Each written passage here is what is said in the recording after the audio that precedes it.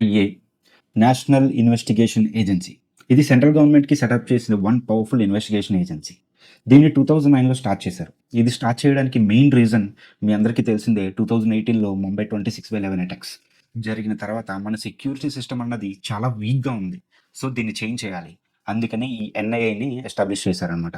So, before NIA state police ఎలాంటి కేసెస్‌ని handle చేసేది. But దేనికి కూడా ప్రాపర్ ఇన్వెస్టిగేషన్ ఉండేది కాదు. సో 2009లో పార్లమెంట్ పాస్ చేసింది ఈ యాక్ట్, ఎన్ఐఏ యాక్ట్. సో ఈ ఎన్ఐఏ మెయిన్గా terrorism, anti national activities, fake currency, cyber crime, terror funding, explosive, what not ఏదైనా మన దేశానికి థ్రెటింగ్గా ఉంది అనిపిస్తే they will take care of it everything. So regular పోలీస్లా కాకుండా ఇది డైరెక్ట్గా సెంట్రల్కి మాత్రమే రిపోర్టింగ్ ఉంటుంది అనమాట. సో ఇలాంటి స్టేట్స్ పర్మిషన్స్ లేకుండా కేసెస్ని డీల్ చేసే రైట్స్ ఎన్ఐఏకి ఉంది. యాదవ్ తెలంగాణ సూర్యాపేట నుండి అబ్బాయి ఒక ఫేమస్ మోటో వ్లాగర్ అనమాట. నా ఒకరికి కాదు, మీ అందరికీ కూడా తెలిసిన పర్సనే. ఇతను ఫిబ్రవరి 2025లో స్టార్ట్ అయ్యి almost 1.5 month 2 months Pakistan to Lahore ట్రిప్లో ఉన్నాడు. లాహోర్ లాంటి సిటీస్ మొత్తం కవర్ చేస్తూ యూట్యూబ్, ఇన్స్టాగ్రామ్లో ఫుల్గా పోస్టులు పెట్టడం స్టార్ట్ చేశాడు. కానీ ఇవి 2024 వీడియోస్నా ఆర్ 2025 న్యూ కంటెంటా అన్నది క్లారిటీ లేదు. కానీ కన్ఫామ్గా 2024లో అయితే ట్రిప్ ఖచ్చితంగా జరిగింది. ఒకటే కాదు, కొంతమంది పాకిస్తాన్ యూట్యూబర్స్తో కూడా కొలాబ్ అయ్యాడు అన్న చిన్న ఇన్ఫర్మేషన్ ఉంది.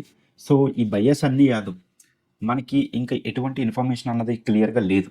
ఈ ఎన్ఐఏ వాళ్ళు ఎందుకు తీసుకెళ్లారు, ఎలాంటి ఇన్ఫర్మేషన్స్ అన్నవి ఈ బయస్ అన్ని యాదవ్ దగ్గర నుండి ఎక్స్పెక్ట్ చేస్తున్నారు. మన ఇన్ఫర్మేషన్ ఏమైనా లీక్ చేశాడు, వాళ్ళ దగ్గర ఎలాంటి ఇన్ఫర్మేషన్ కలెక్ట్ చేశాడు, ఇవన్నీ కూడా ఎన్ఐఏ వాళ్ళు క్లియర్ కట్గా ఇన్ఫర్మేషన్ అన్నది తెలుసుకుంటారు. మనం అంతగా ఇన్వాల్వ్ అవ్వకపోవడం మంచిది.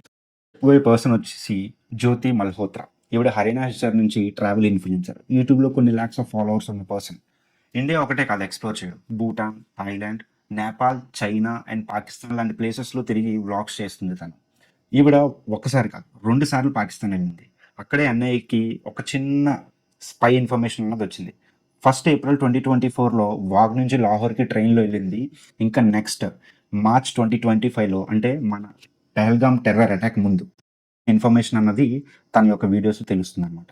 సో అసలు బయ్యస్ అన్ని యాదవ్ని అండ్ మల్హోత్రాని అరెస్ట్ చేయాల్సిన గల రీజన్స్ ఏంటి, అన్ని యాదవ్ దగ్గర నుండి ఎలాంటి ఇన్ఫర్మేషన్ అన్నది తెలుస్తుంది, జ్యోతి మల్హోత్రా దగ్గర నుండి ఎలాంటి ఇన్ఫర్మేషన్ అన్నది తెలుస్తుంది. సో మార్చ్ 16, 2025 హర్యానా పోలీసు హిషార్లో ఈ జ్యోతి మల్హోత్రాని అరెస్ట్ చేశారు ఆపరేషన్ సింధూర్లో ఒక భాగంగా. అది మే 9, 2025 పహల్గామ్ అటాక్ తర్వాత స్టార్ట్ అయింది. మల్హోత్రా ఒక బయ్యర్ సన్నీ యాదవ్ వీళ్ళని మాత్రమే కాదు, పంజాబ్, హర్యానా, యూపీ నుంచి కూడా ఒక 12 to 14 మెంబర్స్ని ఎస్పోనేజ్ కేసు కింద తీసుకున్నారు.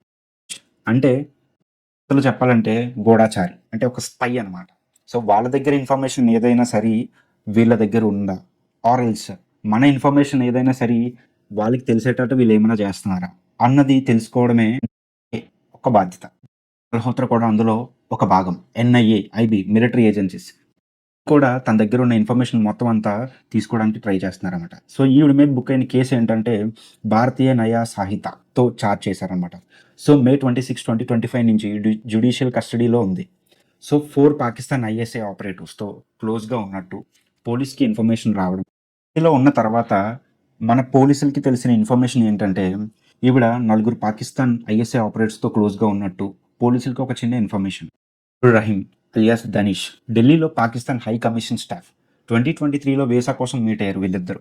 వీళ్ళ నెంబర్స్ ఎక్స్చేంజ్ చేసుకోవడం, ధనీష్ వీసా ఎక్స్టెన్షన్ చేయడం, ఈ 5-స్టార్ హోటల్ స్టేస్, ఈ షకీర్ రానా షాబ్ లాంటి పెద్ద పెద్ద ఆపరేటివ్స్తో కనెక్ట్ అవ్వడం, పాకిస్తాన్లో హై ప్రొఫైల్ పార్టీస్కి వెళ్ళి సెక్యూరిటీ బిగ్ షాట్స్ని కూడా కలవడం, ఇవన్నీ కూడా పోలీసులకు కొంచెం సస్పీషియస్గా అనిపించింది.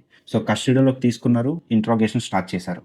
ఈ జ్యోతి మల్హోత్రా దగ్గర ఎలాంటి ఇన్ఫర్మేషన్ అన్నది వచ్చింది. ఫస్ట్ ఆఫ్ ఆల్ ఈవిడ దగ్గర నుండి 3 ఫోన్స్ తీసుకున్నారు, ల్యాప్టాప్ తీసుకున్నారు. అందులో 12 TB డేటాని ఫారెన్సిక్ చెక్ చేస్తుంది. సో ధనీష్తో చార్ట్స్ ఎస్పెషల్గా ఏప్రిల్ 22, 2025లో ఇండియో పాకిస్తాన్ క్లాష్ టైంలో జరిగినవి సీక్రెట్స్ని లీక్ చేస్తుందని సాలిడ్ ప్రూఫ్ అయితే లేదు. కానీ ఐఎస్ఐ వాళ్ళని తెలిసి కూడా కనెక్ట్ అవ్వడం పోలీసులకి కొంచెం అనుమానాస్పరంగా ఉంది. సో తన 5-స్టార్ హోటల్ లైఫ్ స్టైల్, ఇన్కమ్ కంప్లీట్గా మ్యాచ్ అవ్వట్లేదు. సో మనీ ట్రైల్ కూడా చెక్ చేస్తున్నారనమాట. కానీ ట్విస్ట్ ఏంటంటే ఈ పక్కా ఐఎస్ఐ స్పైలాగా పనిచేస్తుంది అని ఎక్యూజేషన్ ఉంది. పోలీసులు చెప్పినట్టు పక్కా క్లాసిఫైడ్ సెక్యూరిటీ డేటాని లీక్ చేస్తుంది అంటున్నారు. బట్ ఈ 12 TB డేటాని క్యాప్చర్ చేస్తేనే కానీ అందులో క్లియర్ కట్ ఇన్ఫర్మేషన్ అనేది మనకు తెలియదు. బట్ ఈ 12 టీబీ డేటాలోని ఈ military locations, India defence data ఇలాంటి సెన్సిటివ్ స్టఫ్ అయితే మన ఇండియాకి సంబంధించిన చాలా ఇన్ఫర్మేషన్ ఎన్ఐ అన్నది ఫైండ్ అవుట్ చేసిందనమాట. ఇంకా షాకింగ్ పార్ట్ ఏంటంటే పాకిస్తాన్లో AK-47 షూటింగ్ ట్రైనింగ్కి వెళ్ళాలి అన్న ఇన్విటేషన్ కూడా వచ్చిందంటున్నారు. One more important thing, Pakistan high కమిషన్లో ఉండే వాళ్ళతో కూడా లింక్స్ ఉన్నట్టుగా కేసులో మెన్షన్ చేశారనమాట. సో బిఫోర్ పహల్గామ్ అటాక్ వీళ్ళిద్దరి జర్నీ కూడా స్టార్ట్ అయింది. అండ్ 1 or 2 వీక్స్ బయసన్ యాదవ్ కొంచెం లేట్గా స్టార్ట్ అయినా, లేదంటే జ్యోతి మల్హోత్రా కొంచెం లేట్గా స్టార్ట్ అయినా 1 or 2 వీక్స్ డిఫరెన్స్ అయితే ఉంది. So there might be a chance of leaking our information to Pakistan. ఈ అనుమానంతోనే వీళ్ళిద్దరిని అరెస్ట్ చేయడం జరిగింది. అందుకే వీళ్ళిద్దరిని ఎన్ఐఏ కస్టడీలోకి తీసుకొని ఇన్వెస్టిగేషన్ అన్నది స్టార్ట్ చేస్తున్నారు. సన్నీ యాదవ్ మీద ఈ ఒక్కటే కాదు, లాస్ట్ ఫ్యూ మంత్స్‌లో చూసుకుంటే మనం చాలా డిఫరెంట్ సోర్సెస్ ఆఫ్ ఇన్ఫర్మేషన్ అన్నది సన్నీ యాదవ్ గురించి మనం తెలుసుకోవచ్చు. లైక్ బెట్టింగ్ ప్రమోషన్స్ గానీ, ఈ ఒక్క ఎలిగేషన్ అనే కాదు, చాలా డిఫరెంట్ ఎలిగేషన్స్. తన టెలిగ్రామ్‌లోకి తీసుకొనొచ్చి అందరిని జనాలు మోసం చేస్తున్నాడని చాలా డిఫరెంట్ టైప్స్ ఆఫ్ ఎలిగేషన్స్ అనేవి వచ్చాయి. 2025న సూర్యాపేటలో కేసు అన్నది రిజిస్టర్ అయ్యింది. సో అబ్రాడ్‌లో ఉన్నప్పుడు లుకౌట్ నోటీస్ కూడా ఇచ్చారంట. తమ్ముడు ఎవరైతే ఉన్నారో పోలీసులని చెప్పి చెన్నైలో ఎవరో తీసుకెళ్ళిపోయారో అన్న టెన్షన్ పడుతూ ఉన్నప్పుడు తెలంగాణ హైకోర్టుకి వెళ్ళి ఇన్ఫార్మ్ చేద్దాము అనుకున్న టైంలో ఎన్ఐఏ అన్నది కన్ఫర్మ్ చేసింది సన్నీ యాదవ్ అరెస్ట్ అయ్యాడని చెప్పి.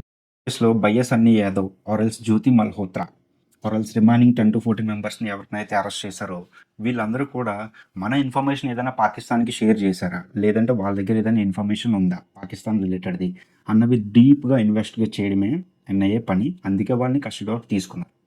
సో దీన్ని బట్టి మనం ఏం నేర్చుకున్నాం, ఇది మనకు చాలా క్లియర్గా చెప్పేది ఏంటంటే ఎన్ఐఏ వాళ్ళు చాలా సీరియస్గా కేసెస్ని డీల్ చేస్తున్నారు. అది ఒక యూట్యూబర్ అయినా, నార్మల్ సిటిజన్ అయినా, కంట్రీకి థ్రెట్ ఉంటే మాత్రం వాడిని వదిలిపెట్టేదే లేదు. ఇండియాని ప్రొటెక్ట్ చేయడం అంటే అందరికీ ఒక రెస్పాన్సిబిలిటీ ఉండాలి. ఎన్ఐఏ వాళ్ళు చాలా పవర్ఫుల్, కానీ మనం అలర్ట్గా ఉంటే మన కంట్రీ సేఫ్గా ఉంటుంది. ఈ వీడియో నుండి మన కంక్లూజన్ ఏంటి అని అంటే, ఆన్లైన్ ఫేమ్కి పిచ్చొచ్చి బార్డర్ని కామెడీలో తీసుకోవద్దు. అలా తీసుకుంటే మనం డేంజర్లో పడతాం. నెక్స్ట్, పాకిస్తాన్ ట్రిప్ వేసి ఒక పీస్ షో చేయాలి అని అంటే పాస్పోర్ట్ కంటే పైకి ప్యాట్రిజం ఉండాలి. నెక్స్ట్, ఎవరు ఫేమస్ కోసం మన నేషనల్ సెక్యూరిటీని గ్యాంబుల్ చేయకూడదు. ఎన్ఐఏ వాళ్ళు సైలెంట్గా చూస్తారు, కానీ టైం వచ్చేసరికి బుల్లెట్లాగా యాక్షన్ చేసుకుంటారు. ఇలాంటి జియో పొలిటికల్ న్యూస్, హిస్టరీ రిలేటెడ్ది ఏ టాపిక్ ఇంట్రెస్టింగ్గా ఉంటే అవన్నీ కూడా మీ ముందుకు తీసుకొని వస్తాను. మీరు చేయాల్సింది ఒకే చిన్న పని, ఒక్క లైక్ చేయండి, సబ్స్క్రైబ్ చేయండి. నాకు ఇంకొంచెం మోటివేషన్ వస్తుంది ఇంకా ఇలాంటి ఇంట్రెస్టింగ్ టాపిక్స్ మీ ముందుకు తీసుకురావడానికి. Until then, be careful. జై హింద్, జై తెలుగు.